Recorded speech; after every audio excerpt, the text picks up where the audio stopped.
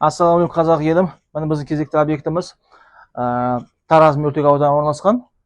Бұл жерде арнайы орын дайындады. Бізге клиент навес тісеп қойды, астына бұршақ төсеп қойды, стяжкасын құйып арнайы. Мына жақтан бастады, қабырғасы жасамайтын болды, потолок ашық тұратын болды. Сол үшін мына жағында кирпичпен кладка жасадық қой, фартук сияқты істеп қойдық. Фартук сияқты істеп көрсеттік. Мына жағы енді гранит болып отыр. Кәдімгі бірінші істемей жатып, кәдімгі простой қышпен істейміз бұны. Простой қышпен қаптаймыз, кәдімгі қарапайым қыш. Сырты мына жақ мойка болды. Мына жақтарын әтеге фартук сияқты істеп, іші көрінбеу үшін. Мынау гранит болады. Қазіргі хит болатын дизайнердің бірі болады, гранит. Мына жағында стол. Қазір көрінбей тұр, стол болып тұр мына жерде, столешница ғой енді. Мына жағында газ плита болады. Сонда газ плитамен де жұмыс істеген кезде мына столмен қолдануға болады, мойкамен жұмыс істеген кезде мына ортада столмен қолдануға болады. Болғанда 30 см фартук жасап қойдық. Қышпен енді. Бер жақта әтеге аштық, көп сұранысқа байланысты. Мына жақта көбінесе қысылып қалды көбінесе орын. 60 см кемінде орын қалуы, 65 см. Екі әйел қамыр сауған кезде істеу үшін. Клиенттің үйінде мына чугун қазан бар еді, чугун. Оны өзіне орнаттық. Міне айтып жатқан жерім, мына қырлары мынандай болып тұр. Острый болып тұр да. Қыр болып тұр. Астында қара гранит болып тұр, Өзбекстан граниті бұл. Ортасында сері гранит, қара гранит, Өзбекстандық болды. Қарасы да Өзбекстан гранит болып тұр. Өзі қазіргі дизайннан ең алды отқан дизайның осы болып тұр қазір көп жерде. Мына жағын полный былайға гранит болады. Енді облицовочный кирпич жасаған кезде алдын андай овален жасауға кирпичпен. Гранит жасаған кезде овален жасаймыз. Ол кезде майды полоска болып қалады, ол жараспай қалады. Сол үшін гранит болған кезде алды үш бұрышты болады көбінесе.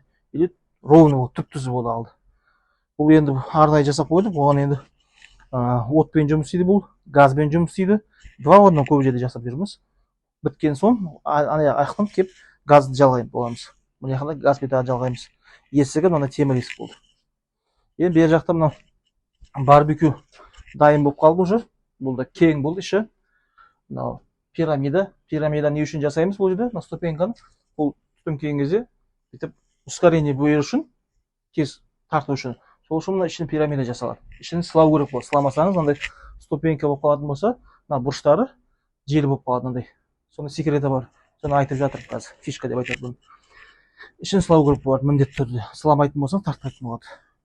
Мына астында барбекюдің астында орын қалды. Әрдайым үсті қалдырамыз. Ішіне зат қойып болады, отын салдырып болады. Арнайы декоративный отындарды лакировать етіп, бояп, мысалы вид беретіндей астына қойып қоя болады. Мына жақта арнайы орын қалдырып жатыр. Бұл жерде күл алатын ящигі болады. Біткен кезде ящикте аламыз. Баяғыда біз есік орнататын, қазір есік орнатқан жоқпыз. Қазір ящик қоямыз, сол ыңғайлы.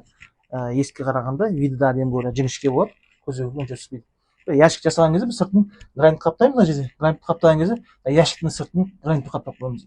Білінбейді сонда. Ашқан кезде, бәрі жабылған кезде бірдей болып тұрады. Мына жағында енді подоконник ретінде істейміз. Подоконник істейміз, бір 30 см гранитпен болады. Мына іші кәдімгі қыш болады.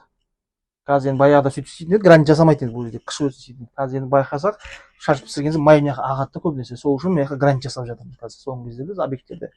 Ішінде бағанадай два в одном істейміз, шашлик пісіретін. Ары бері жылжиды шашлик. Сосын мына жаққа да тағы бір этаж істеуге болады. Мына жаққа да жылжытады істеуге болады. Мына ішінде балық кептіруге болады, бағанадай овощ бар ғой, фрукты. Соларды төбеде пісіруге болады. Осы түтінмен коптить етуге болады деген сияқты. Арнайы сондай этаж істеуге болады мына жақта. Барбекю сондай жақсы жерлері бар, барбекю, шашлик, арнайы осындай бір вариант жасауға болады. Бер жақта енді бұндай әлі көрмегенсіздер публикацияны. Бер жақта бұл да тура сондай арка болып жатыр. Ішінде полный гранитпен қапталады. Бірақ бұның ішінде тандыр болады. Мынау сияқты биіктігі бір 70-80 см болады. Крышкасы болады ашып, оны евро тандыр дейді.